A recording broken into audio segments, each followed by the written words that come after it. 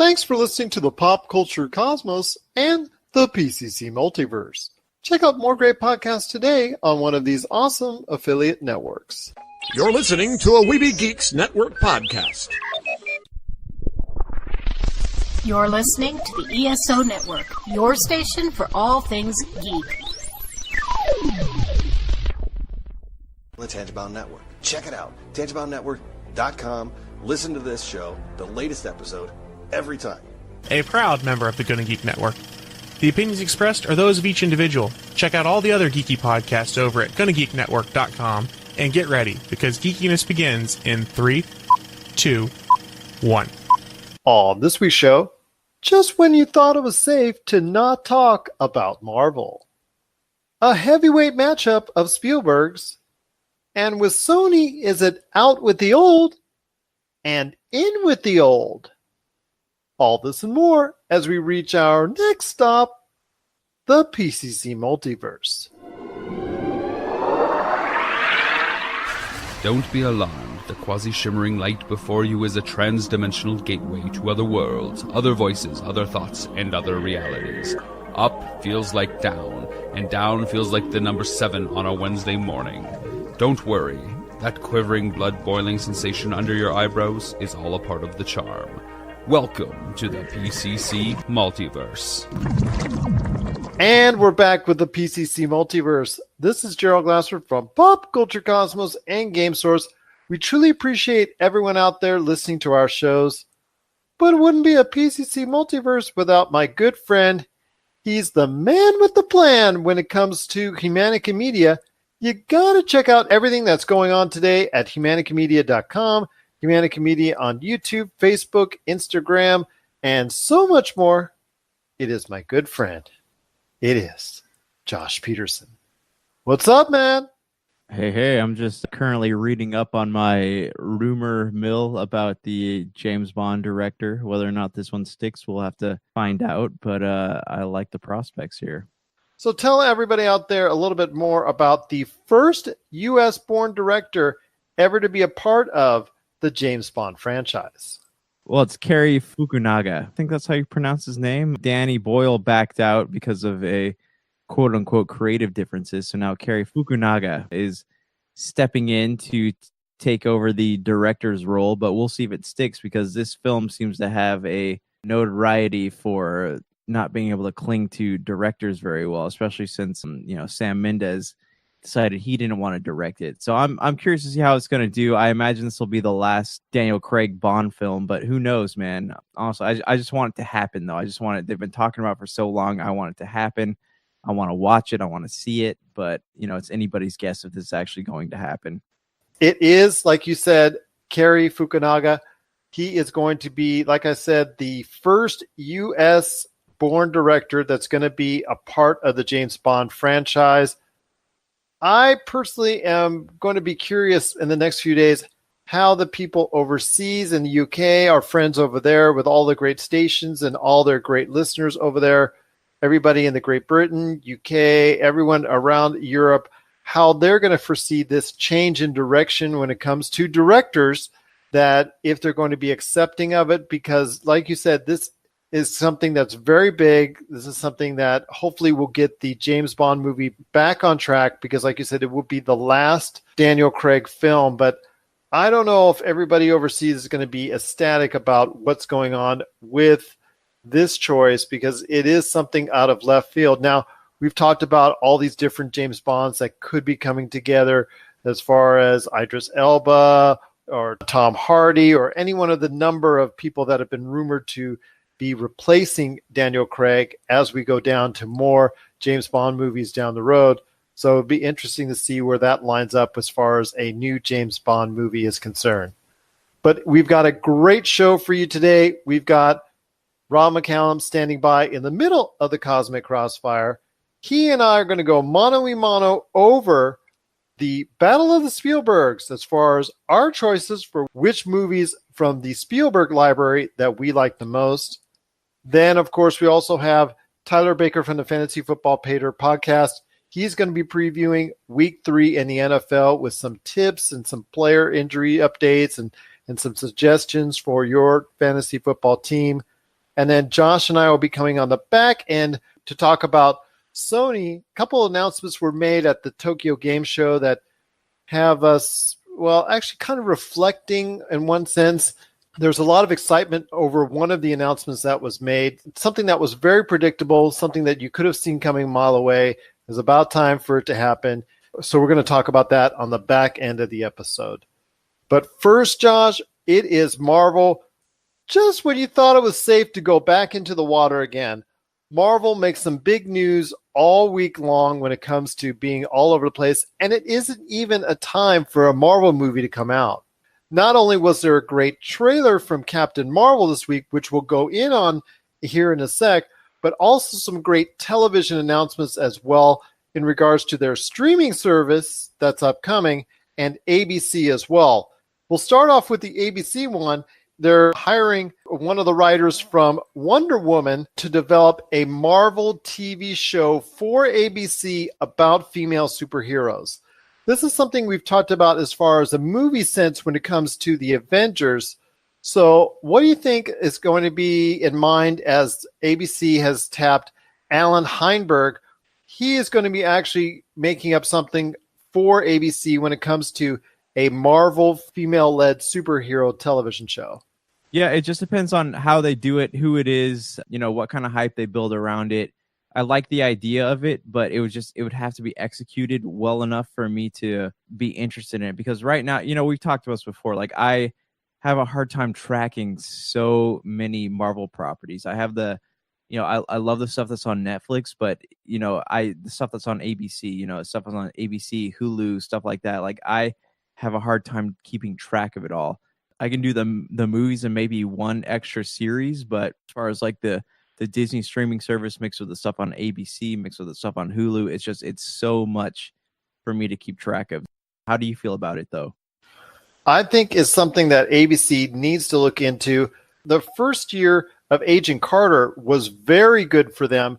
Obviously did very well. Unfortunately, they were not able to retain that type of enthusiasm and momentum for season 2, and unfortunately got canceled. But for me, there is something there with ABC. If they do it right, Inhumans was not exactly the best thing in the world for them, but they have a great writer in Alan Heinberg. Obviously, he has a successful track record with Wonder Woman, and to be going ahead and given the chance to go and develop a series based in the Marvel Cinematic Universe with something like all the great female superhero women that are out there, or just taking from one that we haven't seen so far on screen yet, is really a good opportunity, I think, for ABC. And ABC needs to continue to try and reach into those Marvel properties, because as a network that's running behind NBC and CBS as far as ratings are concerned, they need to go ahead and keep throwing those darts to seeing what sticks with audiences.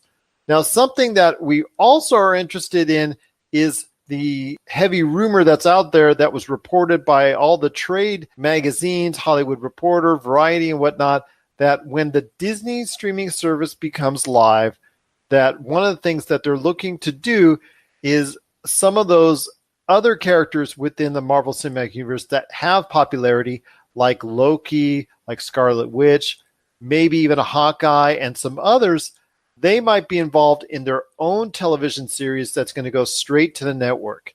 Your thoughts on that? Does that enhance your probability of getting the actual service? Is that something that's a good idea, that they can see the same kind of success on a Disney format with all those MCU heroes?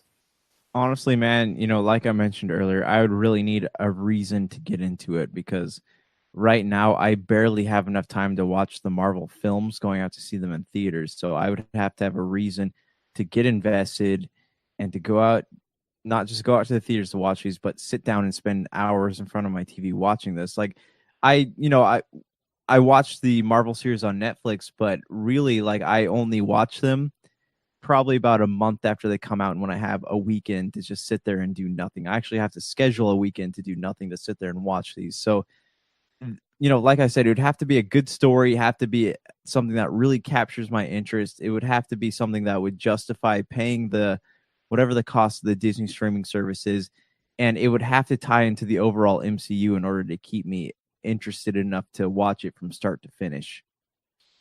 I hear you as well, but I think there is going to be a lot more identity that a lot of people can find with a Loki, with a Scarlet Witch, with a Hawkeye, with a Falcon, with whoever it is that they want to go ahead and have the series build around.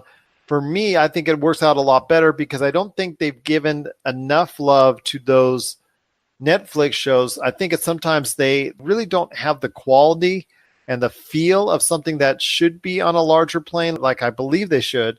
As we've talked about with the Defenders, Jessica Jones, Luke Cage, Daredevil, from various points in times, it's been such an uneven ride as far as watching it. I just don't get that same sense of quality. And I think if they go ahead and give that kind of love to those shows that are heading towards the Disney streaming service, it might be actually a little bit more invigorating for a lot of those people that are so familiar with the MCU that they would want to watch it and eventually get the service and eventually watch those shows. The last thing we want to talk about right now when it comes to Marvel on this show is the trailer that finally dropped this week for Captain Marvel. Your thoughts on the timing, first off, before we actually get into the details and specifics of things we liked and didn't like about the Captain Marvel trailer. I think it was good timing. It was about the time where everyone was wondering where the trailer was, what's going to happen, where are they going to drop it. This was about the same time we got a Black Panther trailer last year, if I remember correctly. But it was time. It was time to drop it. Time to give us something, even if it's just a teaser. But they dropped a full trailer, which was cool. But it was enough to quench our curiosity, but still enough to keep us wanting to know more about it. In the coming months, we'll know a little bit more about this last Marvel film before Infinity War Part 2. And speaking of the Captain Marvel trailer, let me start off by asking you this question. Does it make you nostalgic and want to go to a Blockbuster video store anytime soon? That's funny because the first time I watched it, I was actually teaching and I showed one of my students and they were like, oh, I didn't know there were any Blockbusters still around. I'm like, there's not. There's just this movie. There's one. There is one left. In Alaska or something, right? If I remember correctly. But like I was thinking about how back when Blockbuster was still open, I would go and keep re-renting Brave Fencer Musashi. And like those were the days for me, man. I'd go and keep re-renting that game and I'd sit there and I'd read the covers of movies, see what's hot. And like if something was... It was weird because it's just the idea of seeing that something was desired by people. And if I had one, I was like, yes, sweet, I'm going to go home and watch this. It made me feel nostalgia. I think that's one big thing working for this film is it's a nostalgia flick at heart. But hold on a second. I'm stalking the actual check-in desk right here, waiting for a movie because wasn't on the shelf, but I'm really waiting for this movie. So I'm waiting for if it gets turned in. I'm just like waiting for a few minutes longer. All right, it's there. It's coming in. It's coming in. All right. What about Bob? All right, got to see that. All right, got it. Somebody's bound to turn one in. No, I think the movie has a lot of nostalgia going for it, and it to me personally, I don't know about you, but it feels like what Green Lantern flick should have been. I agree with you on that. It actually feels a lot more fun than that flick, and I think probably Ryan Reynolds would probably agree with you. You notice when she did crash in the initial part of the trailer, what section did she crash into? If you notice carefully on the top left-hand corner, it says action, and it's got an arrow. It's almost like pointing directly on her. So I'm sure there's a lot of other cookies and nuggets, and I've seen other videos that break it down entirely. And some of them, it's funny because on the same clip and the same scene, all these major sites, one will have it this way that they think this is here, and another one will have it that, oh, no, it's this person and this person, or it's this person and that person, and it's two totally different answers. So it's kind of funny how all these breakdown videos don't have a uniform type deal 100%. It is a pretty good trailer in my opinion. Overall, I thought it was very enjoyable. I think it sets up her very well as far as the type of past that she had. Maybe it's dreams, maybe it's not. What she was doing now as far as the Star Force. But before we go into a little bit more on the trailer itself, can you give a little backstory on Captain Marvel herself? Yeah, she's a human Kree experiment. So, what I can say is that she was, picked up by the Kree and they experimented on her, which they showed a little bit of in the trailers, but that's how she got her power. She was a human Kree experiment.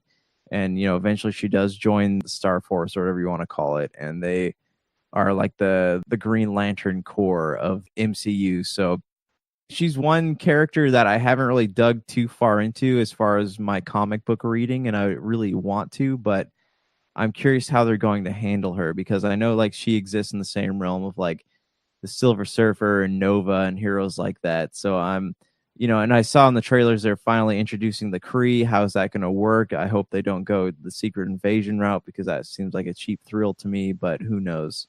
And the Kree are beings that can shapeshift into different beings, either inanimate or animate, as we saw and witnessed on the trailer when Captain Marvel struck an old lady, and you're asking yourself, why did she strike an old lady? But most likely the factor is that she was a Kree. Right. I like how there are all these articles popped up on the internet after that, because they really just had to justify why she was punching an old lady. One of the things that is going to bother me straight up is the Star Force unit looks really tough. Like you said, it's like the Green Lantern Corps in the DC realm, because Thanos is now right. He's wreaking havoc. He's doing what he needs to do. He's snapping his fingers. Where's the Star Force in all this? Do you think they set up something as far as a destruction of the Star Force to set up the fact that they weren't there at the time of Thanos to give them a hand? I don't want to say that they knew about him in the film. I don't think that's, maybe, who knows? There hasn't been any like rumors or whispers of Thanos being a thing in the film, but they showed Ronan the Accuser. I think there was something going on there. Maybe there's a war between the Kree and the Skrull, or the Kree were trying to, maybe this is going to tie in slightly to Secret Invasion. The Kree were trying to take over Earth or whatever, and then the Captain Marvel steps in and tries to break it up. And a big question for a lot of people is, where has she been all this time? With all this stuff going on in the MCU and the greater galaxy as a whole, where has she been? So I think that this movie is going to answer that question and maybe give us a little more insight into why she's such an important character. And also the Star Force, the entire Star Force as well. Where are they at? That to me is a bigger question, because if they are a Star Force, they should have been there protecting the galaxy in some sort, or at least have a knowledge of Thanos, since there is a tie-in with Ronan the Accuser in there as well, being you only got a brief glimpse of him in the Captain Marvel trailer, but he is in there, he is in the movie, and he does play a part, I believe, as part of the Star Force crew. Is that correct? Yeah, he looks like it, and again, maybe this will show like his path to madness or whatever. A big question is, will we just be seeing Captain Marvel in the next Infinity War, or will we be seeing Star Force as well? Who knows? That's a big question. Where's everybody been for all this time? And I think that's what a lot of fans are waiting to see answered. I think it's going to be something great, and it could get started off right away with Captain Marvel when it comes out on March 8th. What are your thoughts on the entire week when it came to Marvel? Was it a week or not, with all the announcements, all the rumors, and the Captain Marvel trailer dropping as well? Share us your thoughts, popculturecosmos at yahoo.com. Also as well, Pop Culture Cosmos, Humanica Media, and Game Source on Facebook, Twitter, and Instagram as well. Does it even make you nostalgic for Blockbuster Video? Share us your thoughts on that as well. Coming up next, we got Tyler Baker from the Fantasy Football Pater podcast in the preview upcoming for this weekend's action in the NFL. Right after that, we've got Rob McCallum in the middle of the Cosmic Crossfire. He's going to be talking about Steven Spielberg. Him and I are going to go at it as far as certain films versus other certain films in his library. Which ones do we like more? Which ones do we not like more? And which ones do we just get a headache over? We're going to share our thoughts on that and so much more. Plus, also at the back end, again, we've got Josh and I coming right back at you, talking about Sony's big announcements at the Tokyo Game Show this week. This is the PCC Multiverse. Looking for an edge the next time you take on your favorite video game? Then check out Vita High Performance Gamer Wristbands. Packed with the power of fruit seed oil, Vita is clinically proven to help improve performance, giving you a better gaming experience. Head to miraclefruitoil.com and use the promo code MEDIA10 to get $10 off your Vita purchase. Whether you're looking to beat the time on your latest speedrun or are fighting your way to the top on your favorite multiplayer or battle royale, Vita can help you reach your gaming goals. Buy Vita today at miraclefruitoil.com That's miraclefruitoil.com. Vita Brace. Win with it.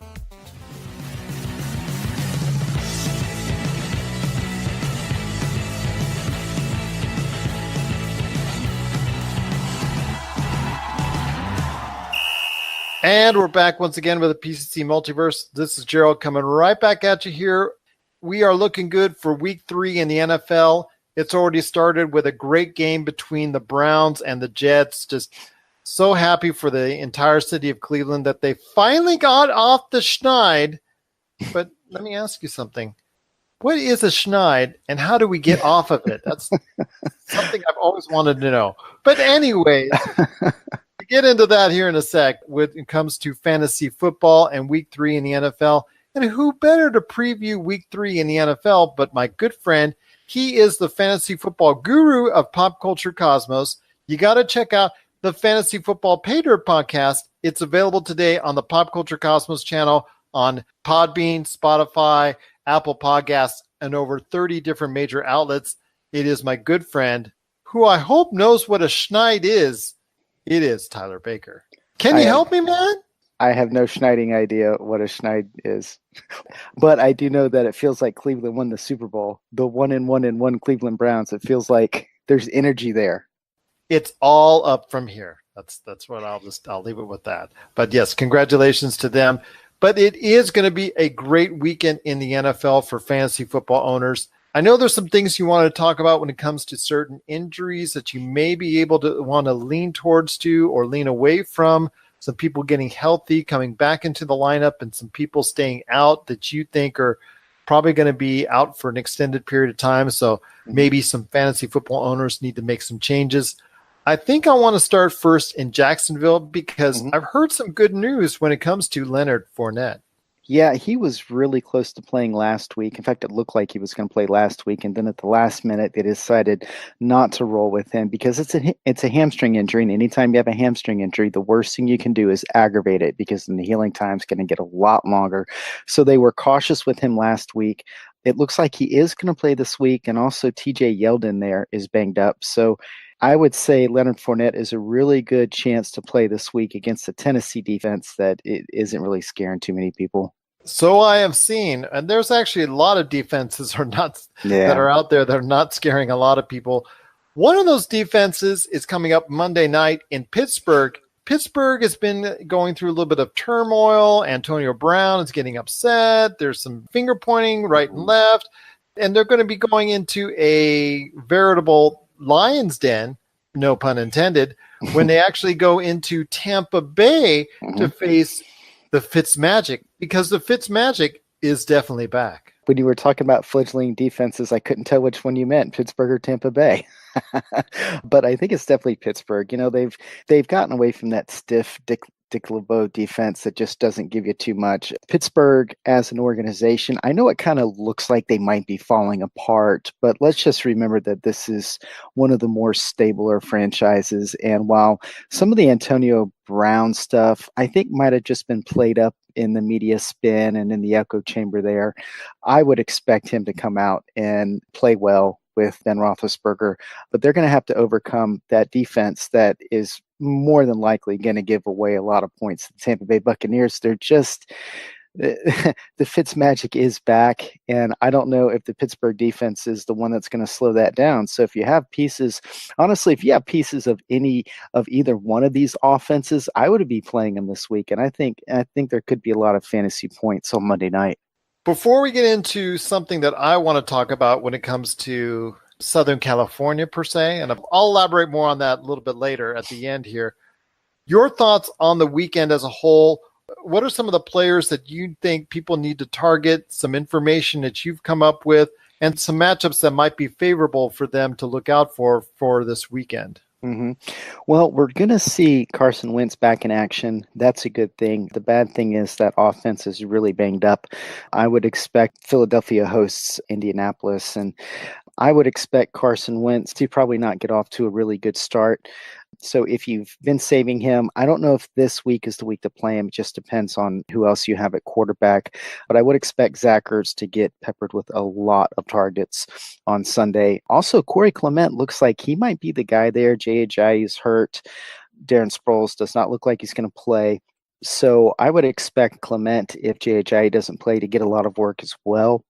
They did sign Jordan Matthews again. I don't know how big of a fantasy impact Matthews is going to be, but I do know that will probably, if he plays this weekend, it'll probably push Nelson Aguilar to the outside. And the reason why they got rid of Jordan Matthews is because they preferred Aguilar in the slot. So it'll be interesting to see what that juggle is. But all of that, I think, is null when Alshon Jeffrey comes back, and that should be next week, maybe one more week. They're being cautious with him. But what the Eagles are doing here is they're being cautious with both Wentz and Jeffrey, and they're not going to bring them back on the field until those guys are 100% healthy, ready to go. So I think Wentz is healthy, ready to go.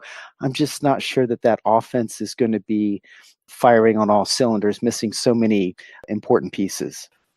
One thing I got to talk to you about before we head on out, my friend, we can also talk about some other things, maybe some tips and things of that nature. But before we head on out, one of the matchups I did want to make sure that we talk about before we get into it when it comes to week 3 in the NFL was the Battle of LA.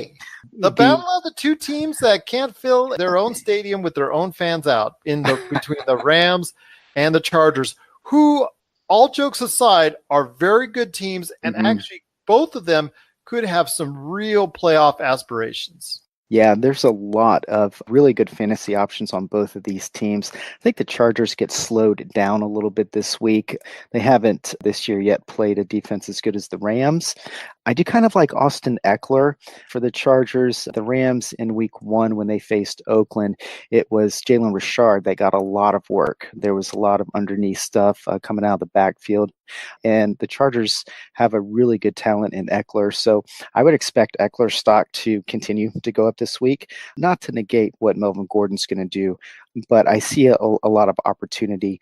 And I think it's going to be a really good football game. But if you have players on either one of these teams, it's really hard to sit them, especially some of those weapons that the Rams have. You almost have to play Cooper Kupp, in your wide receiver 3. Robert Woods, he's a tough one in that the consistency just isn't there, but the potential certainly is. Brandon Cooks is an every week starter. Todd Gurley's an every week starter. If you have Jared Goff, depending on your quarterback situation, he could start every week. And then there's the Chargers, and you could say a lot for that Chargers team as well. A little foggy there at receiver after Keenan Allen. Mike Williams, I think, is going to continue to come on. He's a nice big target for them, and they love throwing to him in the end zone. So if he's out on your waiver wire and maybe you have a bench spot to burn, you might want to pick up Mike Williams. And as we all know, the Rams, I tell you what, they're loaded pretty much right at almost every position on both the offense and defense. They, to me, so far in the early going, look like the best team in the NFL. I'm not going to argue at all with that. I think they are the best team in the NFL. And last but not least, is there anything that people need to go ahead and focus on this coming weekend? Obviously, if you have any questions out there, you can always hit up Tyler Baker on the Fantasy Football Pater Podcast Facebook group. You can ask him questions there on lineup changes, trade requests, trades that you think you might want to make, waiver wire pickups. Just give him a snapshot of anything that you're looking at, and you go ahead and he'll give you an answer on that.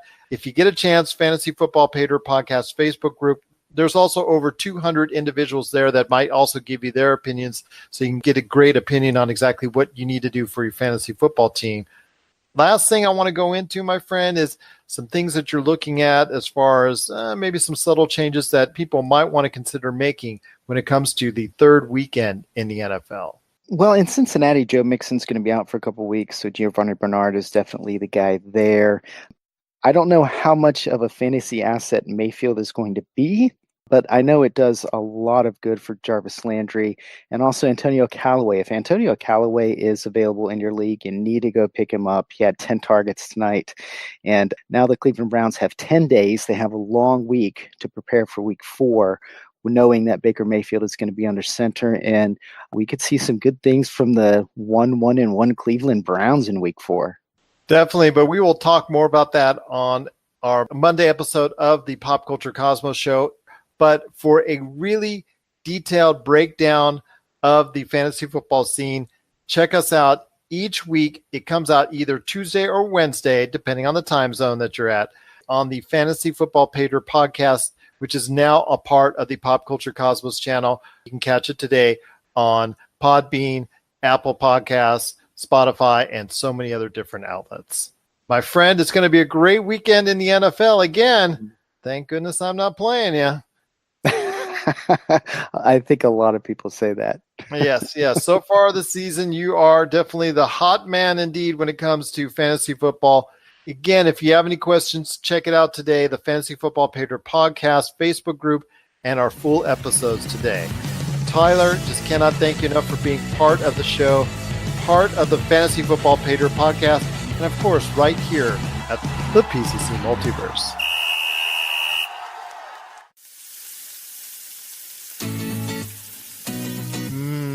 Nothing's better when grilling your favorite meal than adding some delicious Wheelie Q rubs, seasonings, and gluten-free barbecue sauce.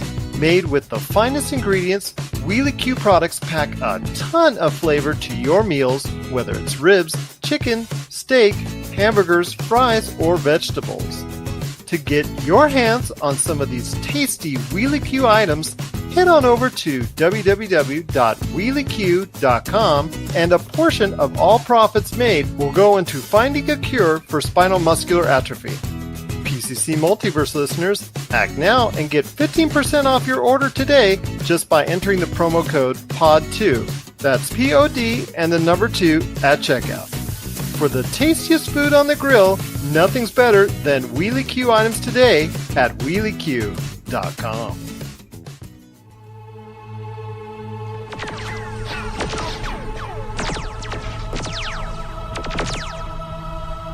And we're back with another edition of the Cosmic Crossfire. It's Gerald coming right back at you here. Well, it wouldn't be a Cosmic Crossfire without my good friend. It's the man himself at Rob McCallum Films. You gotta check out all the great stuff that's going on with Rob McCallum Films today at robmccallumfilms.com, Rob McCallum Films on Facebook, and at Rob McZob on Twitter. It's my good friend. It is Rob McCallum. So pray tell, Rob, what's on your mind when it comes to pop culture? Recently had a chance to sit down and watch the Spielberg biodoc on HBO. It's available on iTunes as well if you guys want to check it out for rental or purchase. And of course, it's everything that you'd hope to be: candid interviews with the director and his family, and a nice, carefully thought out trip through all the different films that he's made and the time that he spent crafting different stories and narratives and making films. And it got me really thinking about what could be the ultimate Spielberg showdown. Almost like The Great Debate, Gerald, that lovely series from yesteryear where I pit impossible sides against one another and you have to figure out which is the best. So I've got a bunch of Spielberg films, okay?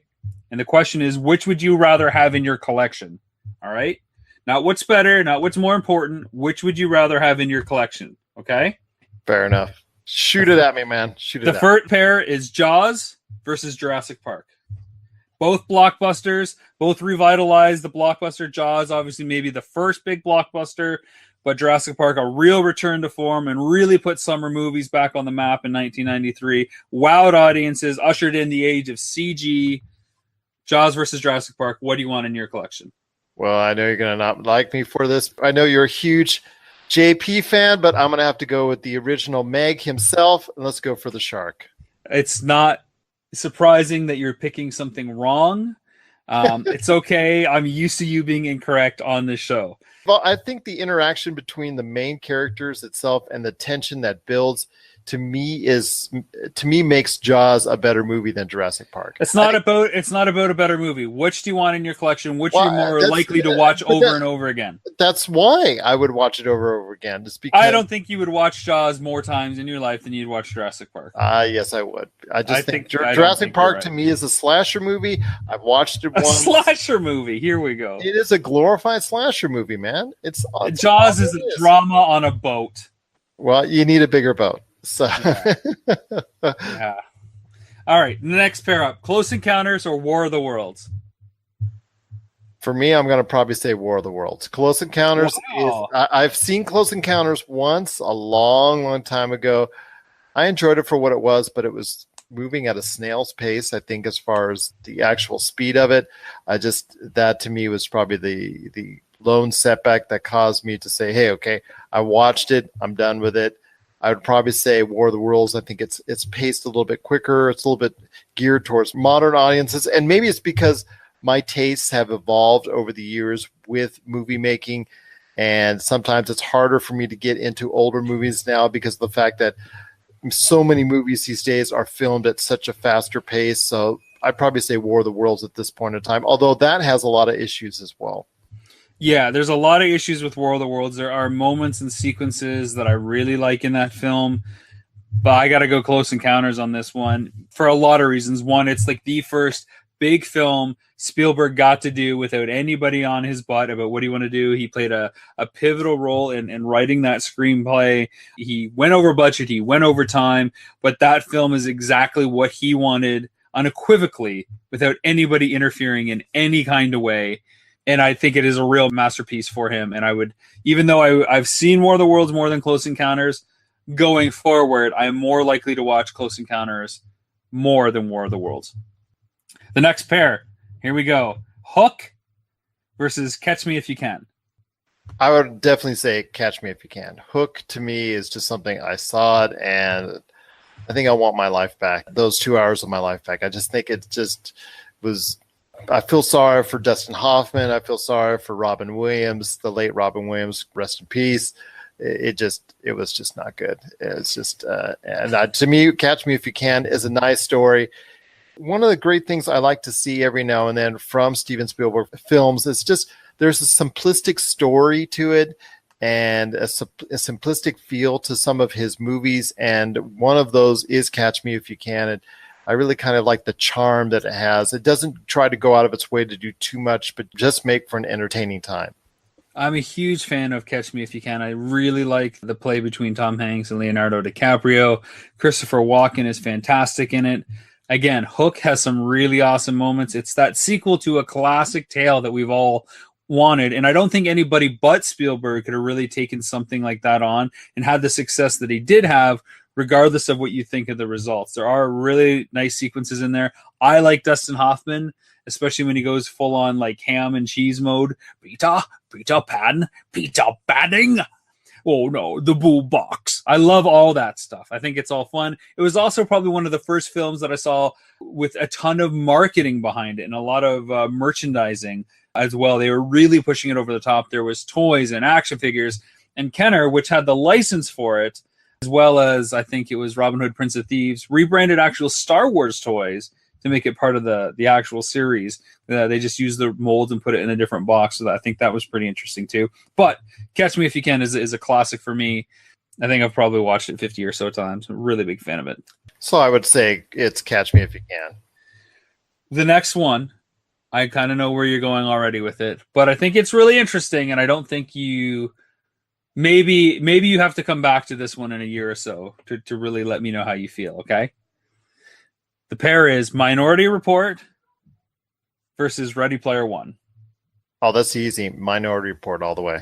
See, you're saying that's easy, but I think you need to give Ready Player One a little bit more time. I've watched it. I've reviewed it. You can actually catch my review on popculturecosmos.wordpress.com. It's a good movie. It's okay, but there are parts of it that are just the wrong choice to make. I think and I would say the same thing about Minority Report, which is why I paired them. Minority Report is so good all the way out for me. I just think there was just so many good points. I think it's one of his best movies ever. I know it's your favorite Spielberg film, and I know that you can be wrong about these things, and that's okay. No. It's the most underappreciated, undervalued movie from him, I think, that people forget about, but I think it is truly one of his best. But when it comes to Ready Player One has some really... You've seen the movie, correct? Yeah, absolutely. And I've seen the behind the scenes and the making of, and the stuff that he had to learn and that he was willing to throw himself into out of his comfort zone, and what the conditions were to make that film is just, it blows my mind. And there are two spectacular CG scenes in there that are just two. There's only two. In my opinion, There's that cannot two. be missed. That cannot be missed. But the scene where they're actually going into, I guess, recreating The Shining from Stephen King, that was truly not a very good scene. What? Are you kidding me? It's amazing. First of all, he had Stephen King himself doesn't even like it. Yeah, but he had Kubrick's whole production crew with him on set to see him rebuild all that and to go through that whole shtick. And you've read the book, right? That's the problem. I've read the book. So they didn't use any of the puzzles from the book in translating into the film, and I completely understand why, because there's a lot of time dedicated to it in the book, and you can't do that within the scope of a 90-minute, 2-hour film. And the Shining one is the best Shining example of something that you can plug and play and put in there and have it work to the same essence that the book gets at. I think that's a highlight for me, and anybody that's a fan of The Shining needs to see that, because it'll blow your mind to see that world come to life once more, and then I think it also really serves the narrative well. I disagree. I think it actually Again, it's okay that you're wrong. See, that's not fair to me. You asked my opinion.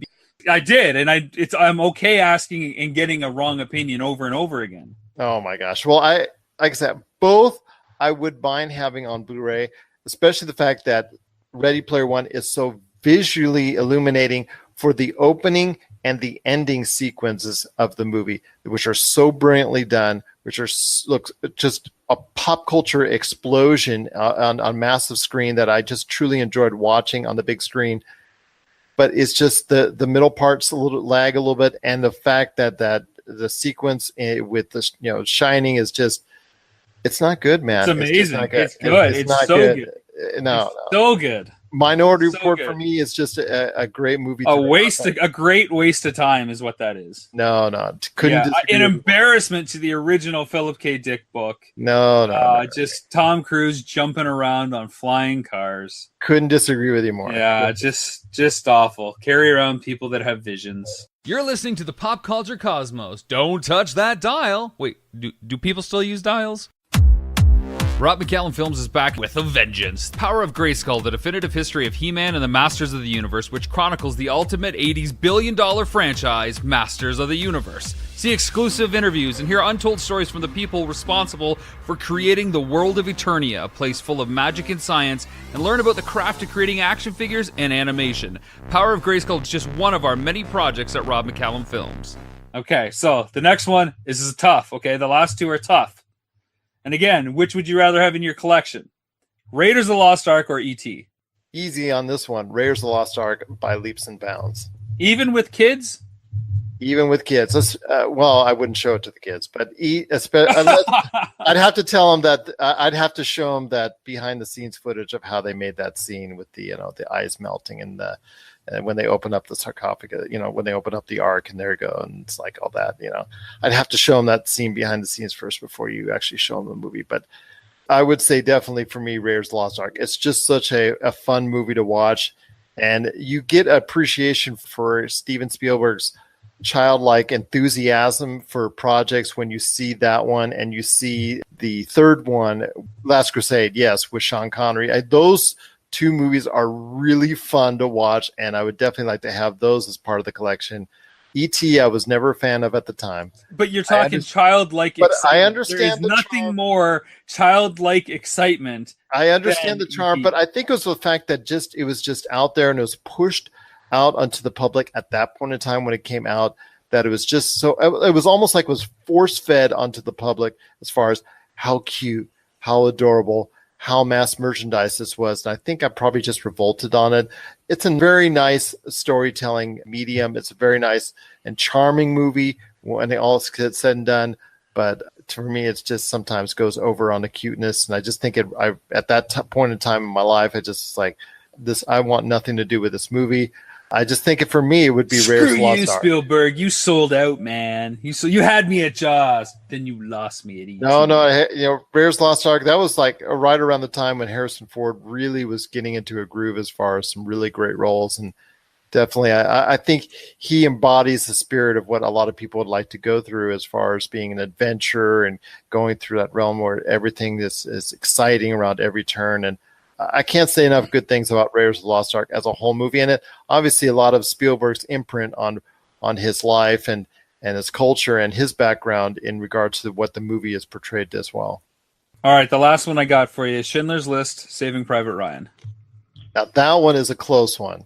That one I would like to have both because both are really excellent movies. And I've told you this before. I think the opening sequence, well, actually, it's not the actual opening of it, but after the first... The storming of the beach. Yeah, the storming of the beach itself, the actual D-Day and whatnot.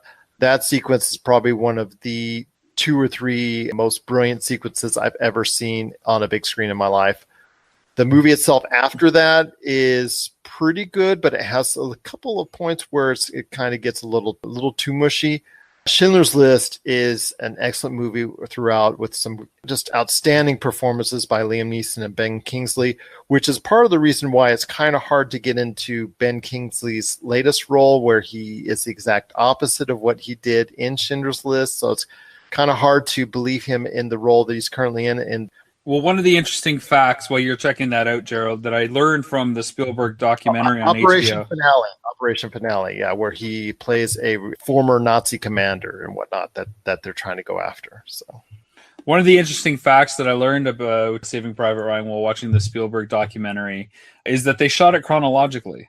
I didn't know that they had done that chronologically because he really wanted to put all the actors in the mindset. And he also made all the actors, aside from Matt Damon and Tom Hanks, go through boot camp, and he left those 2 guys out because they already had some military experience from what I understand. So they were pardoned from it. Everybody else had to go through an actual regimented boot camp so they know what it would be like to train under those conditions and then to shoot the whole film chronologically to preserve that emotional kind of through line. For me, that one would be an extremely close race. I would actually like both of them. Well, you got to pick one to go in your collection. Which is it going to be? I'd probably have to say... let's go with Schindler's List. You're wrong again. It's such a great movie throughout. It's a great movie, but which are you going to really watch more often?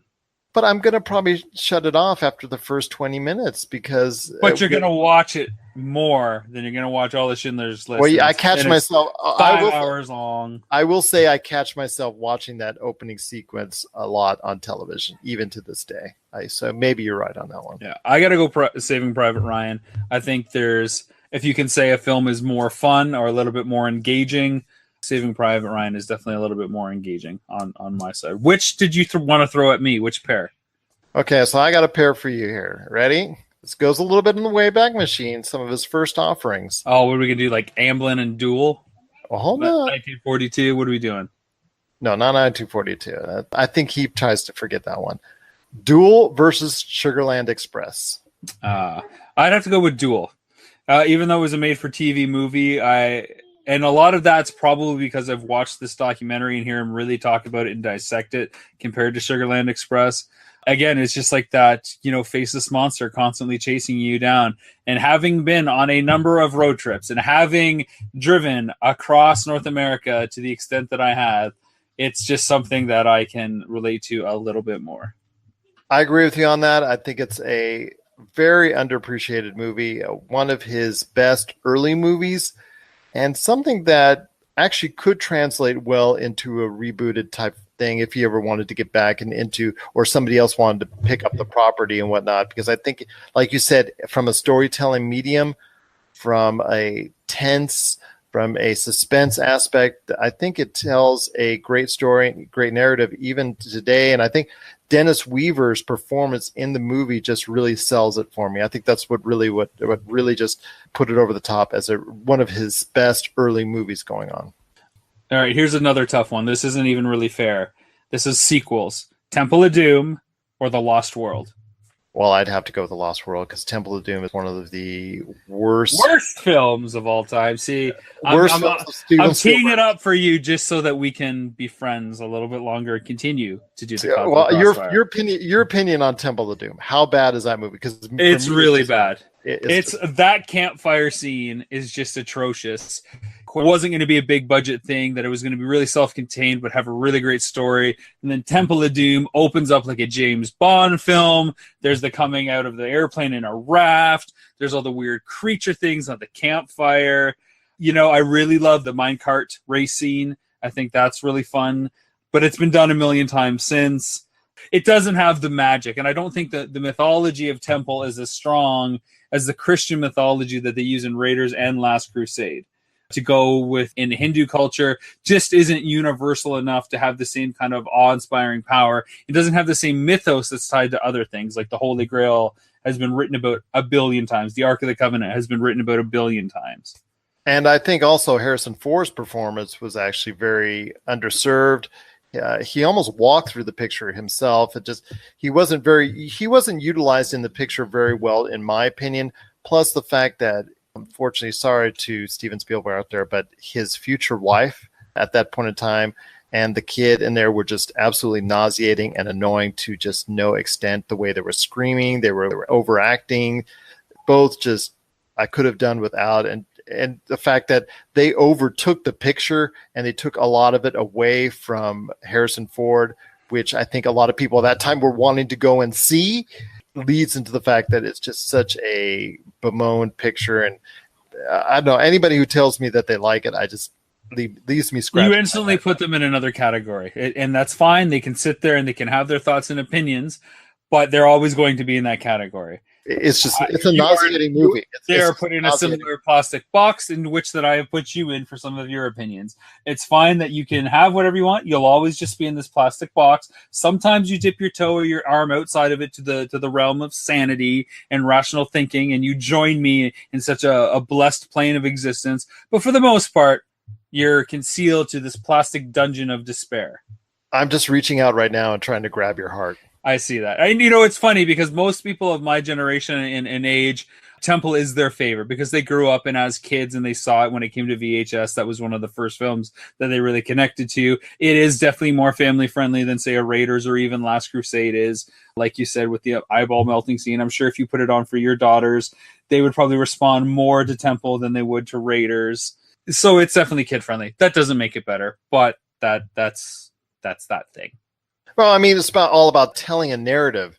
And unfortunately, the narrative that's told in Temple of Doom is just, it's not a very good one. And with all the other extenuating factors that we've talked about, it is probably one of the worst movies that he's ever been a part of. So check out the Spielberg documentary. Again, it's available on iTunes, or if you have access to HBO, check it out. I believe it's up for Emmy consideration as well for a standalone nonfiction piece. Well, that'll do it for another episode of the Cosmic Crossfire. Crossfire! Let us know what you think. Of course, Gerald, where can they get a hold of us? Well, you can get a hold of us at popculturecosmos@yahoo.com. Also as well, Pop Culture Cosmos, Humanica Media, Game Source, and Rob McCallum Films on Facebook, and at Rob McZob on Twitter as well. Until next time then, I guess. Until next time, it's always great to have you a part of the show, my friend, part of the Pop Culture Cosmos, and of course, right here in the middle of the Cosmic Crossfire. If you're tired of sifting through flea markets for rare and unique games, we can help. Retro City Games in Henderson, Nevada, only 5 minutes from the Las Vegas Strip, has all your favorite gaming staples, classics, and a wide selection of rare games with new stuff always appearing on our shelves.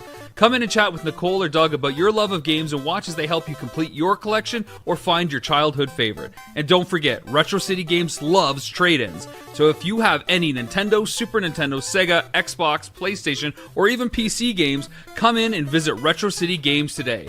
Welcome to the new metropolis of gaming, Retro City Games. And we're back to close out the show. This is the PCC Multiverse. Want to thank so much Tyler Baker from the Fantasy Football Patriot Podcast.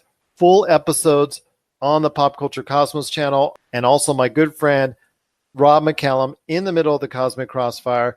Full episodes of his show, Cosmic Crossfire, is on the Pop Culture Cosmos channel as well. Check out our schedule on the Facebook page for Pop Culture Cosmos. We have a listing every single radio station that plays us, because we're being played 7 days a week on radio and are on over 30 different podcast networks. Josh, share some thoughts on what's going on with your awesome thing known as Humanica Media. We just put out a new episode today about the education system, whether or not it needs an overhauling. But Topic Ocalypse is on the Podcast Radio Network every Tuesday night. Want to actually thank also as well the great reviews that you've given our Pop Culture Cosmos channel. Want to thank so much J Dutch, VFU, The Scope, Average Guys, and Jason Horton, all 5 stars. Cannot thank you enough for doing so. We truly appreciate it.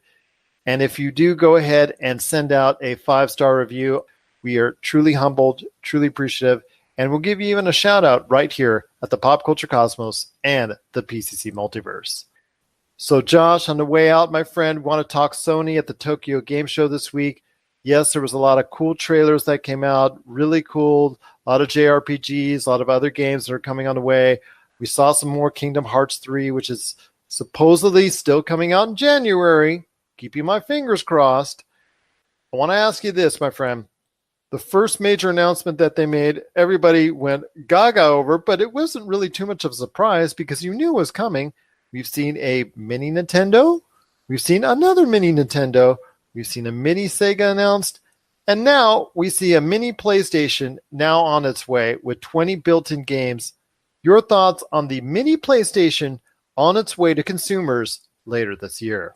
I was initially excited about it, but then I heard that the disc tray was actually just for show and you can actually put games in there. So, their big player that they announced was Final Fantasy VII, but again, we discussed Final Fantasy VII's coming out on the Switch this year, I think, but I have a lot of PlayStation games that I would love to have a Sony console to play them on, but to me, there's just not really, I like Ridge Racer, sure, I like Tekken, sure. I want to know what else is coming out. If it's only 20 games, I really don't think it's worth the time. And I honestly don't feel like PlayStation is retro enough to be something that's worthy of having a retro console version made of it. That might just be me, but where do you stand on that? I didn't like the fact that they only announced 5 games. If you only have 20 and you only announce 5 of them, that kind of is a bummer. For $100. I mean, these are all old games we can go to our good friends at Retro City Games and buy and play off of a real PlayStation and play hundreds more. That to me is more appealing for around the same price, but it's going to be this cool little setup. It's a smaller version. They could have gone ahead and already announced the rest of them. I think that would have gotten even more interest, but I've seen social media reactions to it. A lot of people are excited. For me, it's not that big of a deal. But then again, none of these mini consoles really get me going because I could just go out and play those old games instead and have a lot more fun because I would be playing a lot more games. The other announcement that was made in regards to Sony is announcing that they do plan to cease production finally for the PlayStation Vita in Japan next year. And in 2019, it looks like it will be the last year for that. Your thoughts on the final death for the PlayStation Vita? This has been a long time coming, I feel like. I would love to see Sony re-release some of the Vita and the PSP games on a digital marketplace. They haven't even done a classics marketplace on the PS4, so this could be something that could really drive people towards the PS5 when it finally gets announced and we get some price points and stuff like that. It's sad to see the Sony handheld console go, but it seems like it's kind of been beaten to death, and Sony kind of wants to get it off their hands, it feels like to me.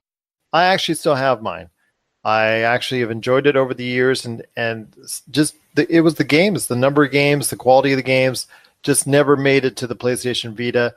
The Vita itself, I thought, was far superior in quality to the 3DS as far as what it could do, the horsepower for it, and I thought it just was an overall better system. And the fact that it had the remote play to the PlayStation 4 was kind of a cool feature, something that we now easily see with the Nintendo Switch having that hybrid even more so than the Vita, but the Vita got it started. The Vita was something that was given a raw deal. It was never given the love that I believe it should have been, and it was just ultimately a matter of time before the Vita would be going by the wayside and be part of the video game consoles of the past. What are your thoughts out there on the Sony announcements this week at the Tokyo Game Show, the impending death of the Vita, and also as well the impending arrival of the PlayStation Mini? Share us your thoughts, popculturecosmos at yahoo.com. Also as well, Pop Culture Cosmos, Humanity Media, and Game Source on Facebook and Twitter and Instagram as well. So Josh, before we head on out, want to make sure everybody knows this weekend, if you are in the Las Vegas and Henderson area, we would truly appreciate you joining us on Saturday evening at Retro City Games and on Sunday at the Press Start Gaming Center. Both of those locations will be holding tournaments and challenges and a party night, and all the proceeds will be going to the victims of the Jacksonville tragedy last month. It's going to be hosted by Mario Party Wars. We're going to be streaming from one of the locations at Retro City Games on Saturday. Hopefully we'll see you there. Come by, say hi. We'd love to hear from you. And like I said, all the proceeds, donations will all be going to the victims of the Jacksonville tragedy. So for Josh Peterson, this is Gerald Glassford. It's another beautiful day in paradise right here in the PCC Multiverse. We thank you for listening. And here's hoping you have yourself a great day.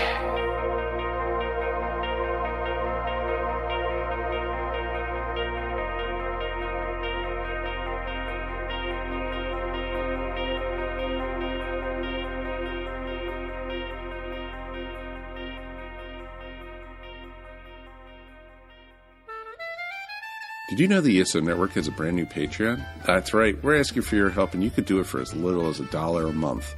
Don't fret, all your favorite shows will still be available for free as always, but you can get exclusive podcasts and more not heard anywhere else but on our Patreon.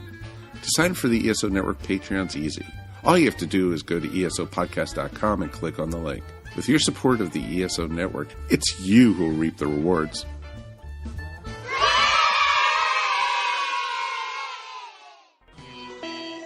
You're listening to a Weeby Geeks Network podcast.